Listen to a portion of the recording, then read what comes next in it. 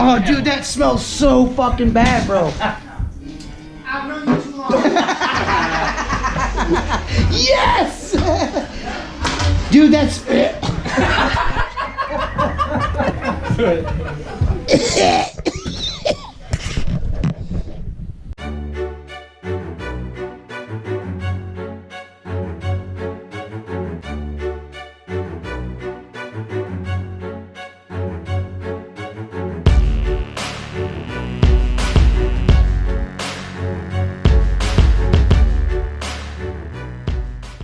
Yo, what's up? It's Squeegee here with another episode of Cooking with Squeegee. And in this episode, we're going to make meatloaf, man. We're going to make loaf out of meat. It's going to be sweet. I've always been a fan of meatloaf, particularly my grandmother's meatloaf, but she was really close to the chest with her meatloaf recipe, and she passed away without anyone in our family knowing how to do it. I have a small grasp on how to do it, but my grandma used to make the meatloaf and then fry it a little bit, brown it in a pan, and make her own gravy sauce for the top of it, and I can't get it right. So I kind of, tried several different recipes, and this is the one that I ended up adding my own little tweaks to, and I've been using ever since. So what you need is an onion, small onion, as you can see there. I usually, I like to cut, I like onion, I like the flavor of the onion, but the texture of onion drives me nuts. So I usually cut the onion real, fine, you know what I mean? So there's onion in it, but, it's not overwhelming, texture-wise with the meatloaf, you know what I mean? So, my wife loved my grandmother's meatloaf, and meatloaf wasn't really part of our eating routine, if you'd like to say. So, once my grandma passed away, we hadn't had meatloaf in a couple of years, and she's like, man, it would be really cool if you could figure out how to cook grandma's meatloaf, or just meatloaf, period. And I'm like, all right, cool. So, like I said, I tried out a few recipes a couple times, didn't really like them, and I combined my favorite parts of two different recipes and came up with this. But like I said, you're going to need 2 pounds of hamburger meat, a small onion, some fresh parsley.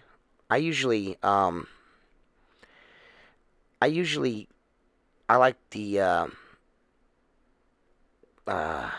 like the Italian style parsley, but I like to get fresh parsley, not I like it, fresh parsley, not dried parsley. Fresh parsley is the way to go. Just, get you off a chunk and, chop it up.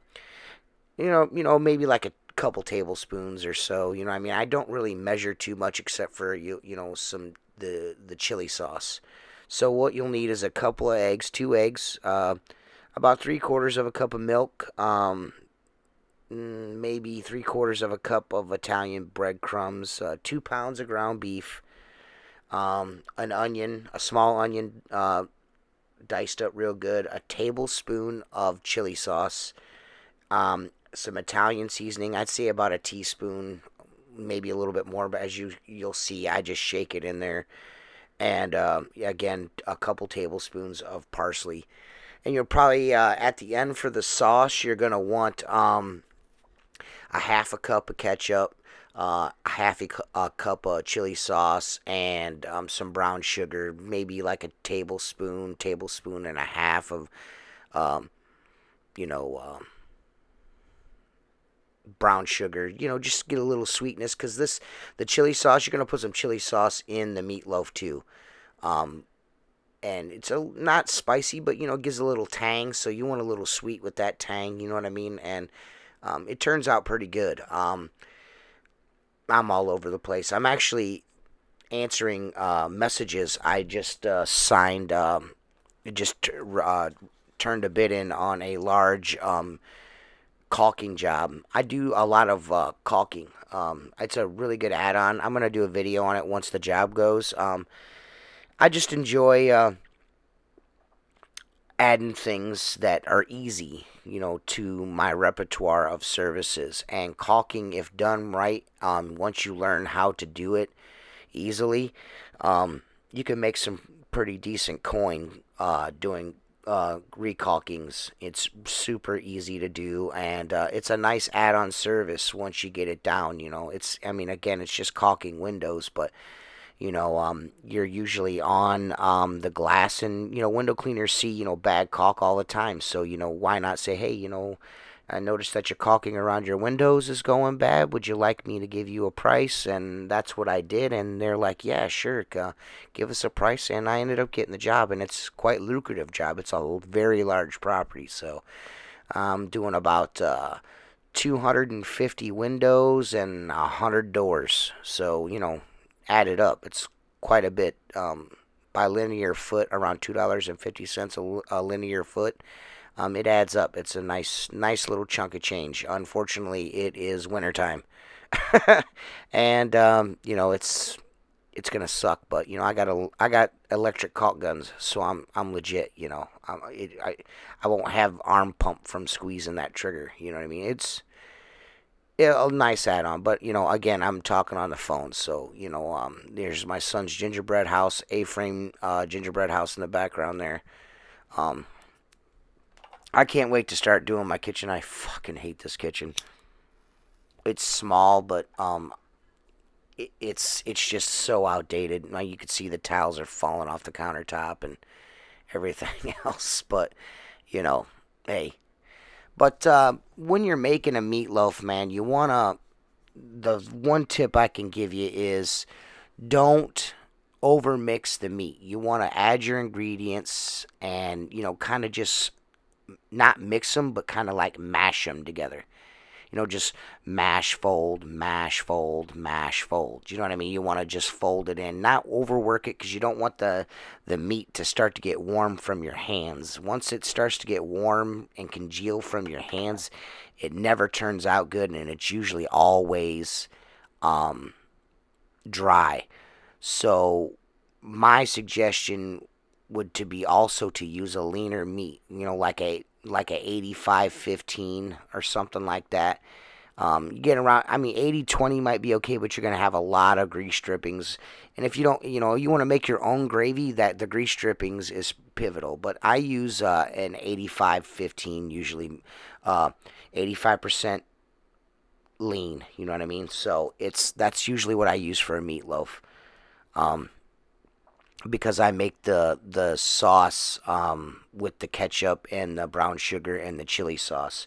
So I don't usually make my own gravy with the meat drippings. I'm probably am going to experiment with the drippings eventually and try to come up with my own glaze for it. But I usually just use the chili sauce, ketchup, and brown sugar glaze on them. You see me here chopping up the parsley. Um, I don't know. Dude, I really enjoy cooking, man. I think shit, if I had to do it all over again, I wouldn't change a lot of things, but one thing I probably would change, I probably would never have went into the construction industry and became a carpenter and built houses. I probably would go back. The only thing I would change was I would probably go to culinary school. I probably would have worked in a kitchen. Honestly, I just enjoy cooking that much. Um, to me, cooking is a way to express your love to people that are close to you without, having to tell them that you love them. I mean? Not that I don't tell the people in my life that I love them, but it's a way to show people that you care about them. And when food is prepared properly and people enjoy it, there's no better feeling in the world than to see someone eat your food and be happy and full. And it's another good way to when you have gatherings and stuff, it's nice to feed people. That was something I got from my grandmother, was always making sure people are fed, they don't go hungry, you know what I mean? So um that's another part of cooking that I really enjoy. I love, as everyone knows, I love to smoke meat. He said smoke meat. Um, but barbecuing is my thing. I love barbecuing, but I like to throw it down in the kitchen too. Maybe one of these days, soon, um, I'll throw some baking up because I like to bake too. But as you can see, I'm gonna crack a couple eggs into here. And then I'm gonna add the onions and the parsley, and then I'm gonna add. I use whole milk because I ain't scared. You know what I mean? People are like, whole milk, that's so bad for you. Yeah, okay, whatever. Um, just like everybody's allergic to fucking bread now. But I add my chopped up ingredients there, and then I'm gonna throw. I think it's 3/4 of a, yeah, it's 3/4 a cup of milk. Um, what else? 3/4 of a cup of um, Italian breadcrumbs. I dig Italian breadcrumbs. It's good for you. You know,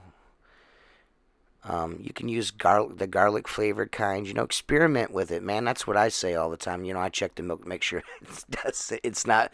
I don't. When I was a kid, I drank some spoiled milk, and it scarred me for the rest of my life. And that gallon of milk's probably 3 days old, and I still smelled it. I can't help it. I have to smell milk every time. But I add the milk, and I'm about to add some breadcrumbs here.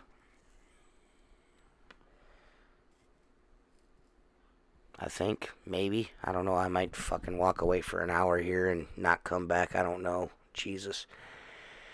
Yeah, here I go with the breadcrumbs. I'm going to add 3/4 of a cup of breadcrumbs. And some Italian seasoning. Richie Blue is texting me right now. Uh, we're talking about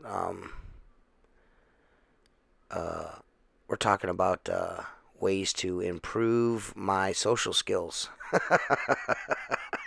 uh, but anyways, there's your breadcrumbs. I'm about to throw some salt in this britch.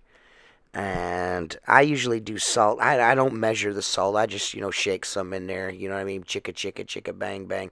Yes, there is rice in my salt shaker. That's something my grandma always did, was put dry rice in her salt shakers to keep the salt from sticking together and shit. So just something I do because of her. I'm about to add some Italian seasoning and the chili sauce, Heinz chili sauce. This is like, I think, really what sets the meatloaf off for me. A little tangy, horseradishy, not cocktail sauce, guys, chili sauce. It looks the same, but it's a little different. So it's about a tablespoon. As you can see, I dropped some there and then added a little bit more. I actually went overboard this time. It was a little too tangy for my wife's taste buds. She said, "Don't do that again." So I'm not gonna do that again. I'm gonna clean up after myself too. I think, yeah, yeah. That way she doesn't yell at me. Even though I do a lot of the cooking, sometimes I make a mess and that makes her mad. um,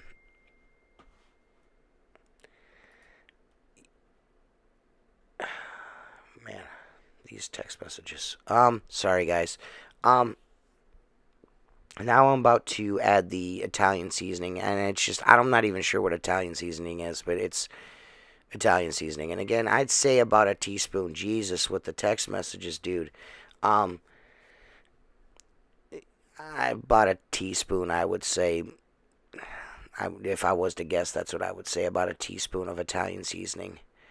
And here I'm about to fold. And yes, I washed my hands off camera. Next time I'll make sure you guys see it. But as you can see, I just kind of break the yolks up and then just fold it. You know what I mean? I don't really go crazy mixing it. You just want to get everything kind of combined together. You don't want to mix it too much. Again, if you mix it too much and the meat gets too warm from the touch of your hands, it will turn out. It will be dry. Don't overmix your meatloaf. Just get everything mixed together as good as possible. You know what I mean? Just make sure all the ingredients are combined well, the eggs in there, and you don't have anything like, spots of too much here or too much there. You don't want your breadcrumbs all on one spot. Just fold it. You see how I fold it? Just fold it. Oh, fold that meat. Yeah, baby, fold it. This whole time I'm heating the oven for a 2 pound meatloaf. I usually do 350 for about 40-45 minutes. It's going to be in there about 50 minutes because you're going to 50-55 minutes because you're going to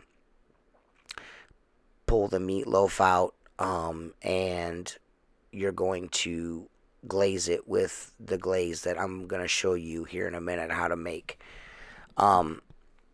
Usually what I do is I get a shallow cooking pan, a cookie sheet as you see here. Don't put it in a pot or a bread pan or none of that shit. But I just put a little foil on it, spray it down with some cooking spray so it doesn't stick, and then I just flop the meat out onto the tray and form a loaf. A loaf. You guys are probably going to get 2 YouTube videos today because I got fiber. I got fiber in my house. But yeah, man, this is really good with some macaroni and cheese or some corn and some always mashed potatoes. And I do homemade mashed taters, homies. Homemade mashed taters. You know what I mean? Homemade mashed taters with evaporated milk, butter, and salt. And you can't be fucking with my mashed potatoes. They're so good. But yeah, you see, I just kind of form it up. You want it to, maybe 2-3 inches high, maybe about 8 inches long or so. I don't want to tell you how I measure, but it's usually around 2-3 inches thick and about 8 inches long or so. And I just let it sit there for a little bit. I usually let the meatloaf sit for about 10-15 minutes there before throwing it in the oven. And then, go from there. But that's really all there is to it, man. Meatloaf's an easy dish, and it's great comfort food. And as you can see, now I got my potatoes on the biz oil. I'm about to make the glaze for the meatloaf. I'm going to pull the meatloaf out for you guys here. But again, the glaze for the meatloaf is a half a cup of chili sauce, a half a cup of ketchup, and about a tablespoon and a half of light brown sugar. Mix it all together really good. I usually just use a fork. And something looked suspect in there. And then it turned out it was just the bottom of my measuring cup is melted a little bit. But man, if there's anything you guys are like, hey, Squeegee, can you show me how to, maybe one of these days I'll do the biscuits and gravy. I got to keep that secret. Never mind. But maybe I'll make biscuits for you guys one day. Yeah, I could do that. I'll show you guys how to do that. Maybe cornbread. I do all kinds of stuff. But again, like a half a cup of ketchup, as you can see. I'm not happy with this ketchup. I usually buy the glass bottle ketchup, the vintage. For whatever reason, they make like artisanal kinds. Heinz makes these, and the smoky ketchup in the glass bottle is bomb, and I didn't use it this time, and I think it kind of threw it off. But and then here's a half a cup of chili sauce, and then of course the as mentioned before, the tablespoon and a half of brown sugar, and you mix it all up real good. You mix it up real good.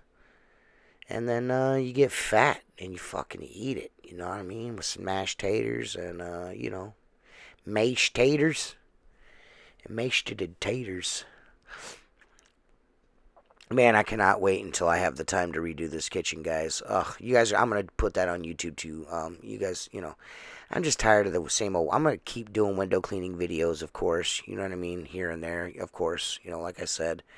But, I'm going to add some flavor to my YouTube channel with the cooking videos, with the home improvement videos, with the behind the scenes, the life of Squeegee, you know what I mean, stuff. I'm going to keep doing that. And of course, the Outlaw Window Cleaner Radio podcast. We're going to start doing that live on YouTube because the audience interaction is just fun. Guys are on there busting my balls. I'm busting their balls. It's just a good time, man. It's so much fun. You guys are awesome. I know I don't have 7,000 followers like that bearded butt fuck, but the 255 or 56 guys, whatever it is right now, that are subscribed to my channel, man, you guys are awesome.